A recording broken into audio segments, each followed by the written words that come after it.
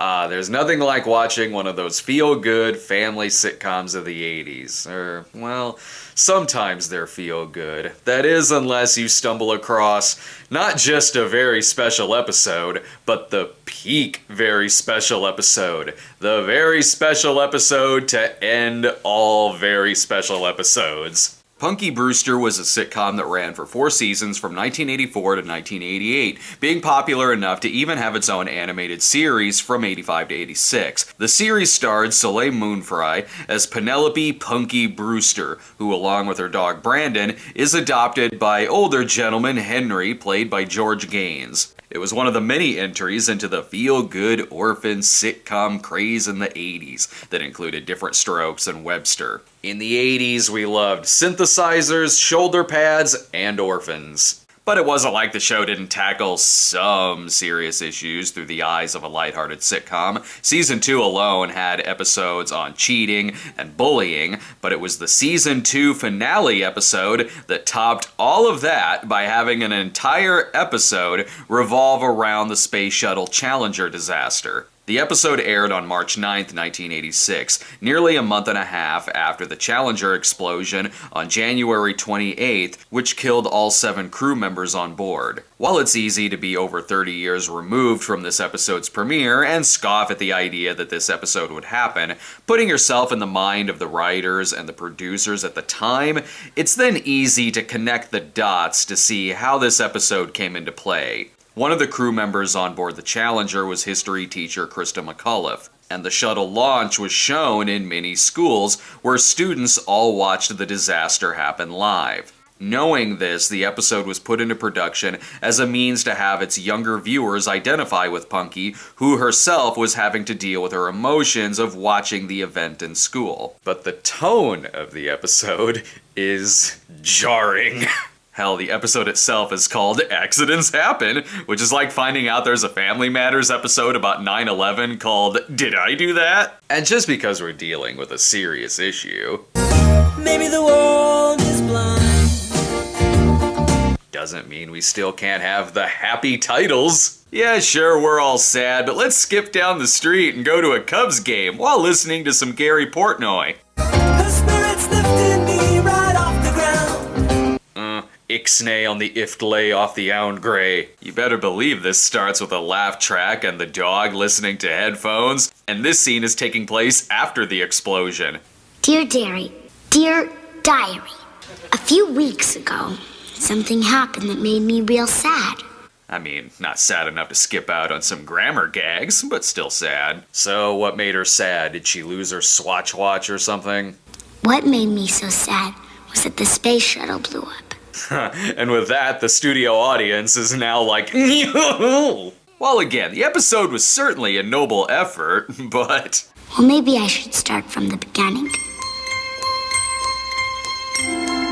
Few days... It has so many sitcom tropes in a real-life disaster episode. This would be like if an episode of Full House went about business as usual to deal with the Oklahoma City bombing. Now it's a few days prior to the explosion, and she's excited about career day at her school, where Henry wants her to be a photographer. You know, Punky, there are a lot of children in this world who would jump at the chance to take over a thriving business. Henry, are you drunk again? This is a good reminder that disaster can still strike in a universe where dogs can listen to headphones and do card tricks. Brandon, would you be interested in photography? In a few days, people will be dead. At career day, it looks like everyone wants the same career of running a costume shop. They seem so into this. I've wanted to be an architect ever since last night at 10:30, but I still couldn't come up with an occupation. The thing was easier to deal with than these damn kids. One kid wants to be Rambo because hell yes, we all watched Rambo movies in grade school. I had the toys. He was Rocky too? And 3 and 4. Rambo and Rocky? That guy can play anything. Oh, come on. No love for the Italian stallion? It starts getting a little uncomfortable when one of them wants to be Vanna White. When you wake up in this brand new 4-poster bed, buy Sleepaway. Then Mr. Fulton was fired and went to prison. Now let's all point and laugh, children. These careers are ridiculous. Punky wants to be an astronaut like Buzz Aldrin and Sally Ride, or she just wants to do sitcom dog humor. When the disaster happens, I sure hope we get a reaction shot of the dog looking confused and going, "Arr!" The launch is especially important to Mr. Fulton, as there's going to be a teacher on board. I'm gonna bring my television and we can all watch the launch together. Would you like that? Don't like this foreshadowing. Don't like this foreshadowing one bit. Surprisingly, they don't show the classroom watching the explosion. It simply just cuts to Punky being sent home. What's the matter? We were watching the space shuttle take off, and Yes? How do you not know about this already, Henry? Turn on the TV! What? No dog humor? it exploded.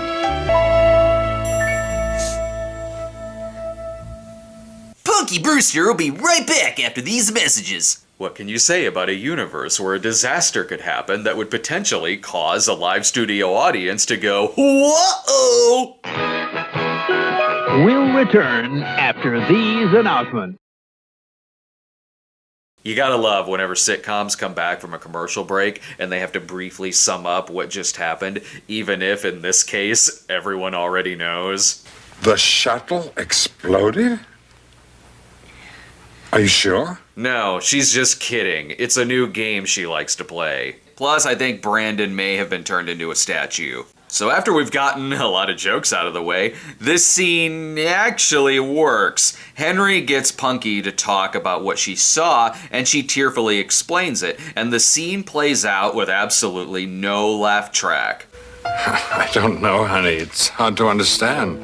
Sometimes bad things happen to good people. Good on them for resisting the urge to title drop the episode in the middle of that. Even the next scene kinda works, where Mr. Fulton gets the kids to talk about their feelings. And while there's still no laugh track here, this happens. I kept hoping they'd go to a commercial. When they came back, the astronauts would be saved by Mr. T.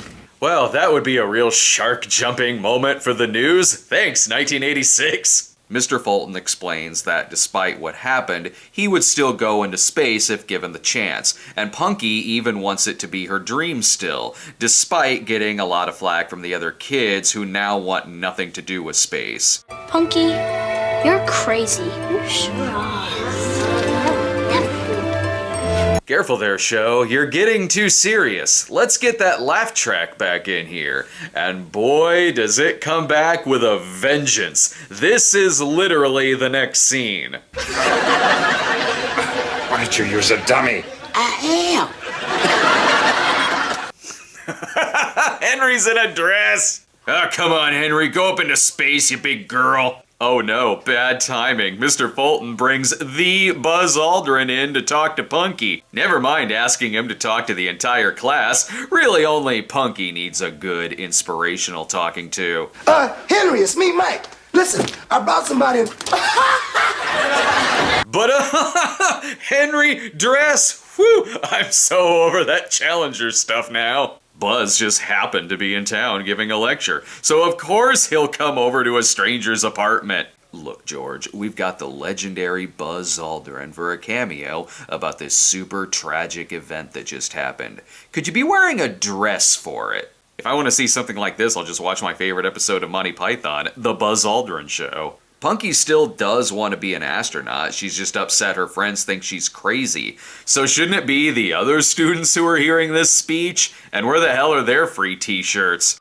Young astronauts? Yes, it's an organization for children. Obviously foreshadowing the movie Space Camp. The Young Astronaut Space Program is so serious that even the dog gets an application. Anyway, diary, that's how Buzz Aldrin showed up to sell me on a youth space program. If is a word, smack in the middle of life. Isn't that deep? No, not really. I'm sure this will leave us with words of wisdom like every special episode. Hang loose and don't take any wooden nickels. Wow, how I wish Reagan incorporated that line into his speech. Our hopes and our journeys continue, so hang loose and don't take any wooden nickels. The episode ends with Punky looking up at the sky and declaring that one day she and Brandon will both go up into the stars. Just not on NBC, because not only was this the season finale, but it was also the end of its series run on NBC. The remaining 2 seasons would premiere in syndication. I guess the network executives said to themselves, I don't think we can top this episode, so why bother trying? The episode's heart's in the right place, especially in how it tries to get a dialogue going between the kids and their teacher about what they witnessed on television, and it certainly wants kids to still be interested in the space program. And it's not like other sitcoms haven't touched on tragedies before. Friends had nods to 9/11 with Joey's FDNY shirt, and Sex and the City ended an episode with a shot of the towers in a snow globe. But whereas those tributes were a lot more subtle, this one is the focal point of the episode, and trying to mix that with its family sitcom cheeseball humor and cliches is awkward, to say the least. It would be like if Curly Sue ended with our star giving a speech about the Persian Gulf War. The episode was written by series creator David Ducklin, who was a writer and producer on The Jeffersons and Laverne and Shirley, and the creator of Silver Spoons. He's also attached to what appears to be an upcoming Punky Brewster reboot. Excellent. I'm crossing my fingers for the very special episode where Punky's kids give their thoughts about mass shootings. Otherwise, will the reboot really be worth it?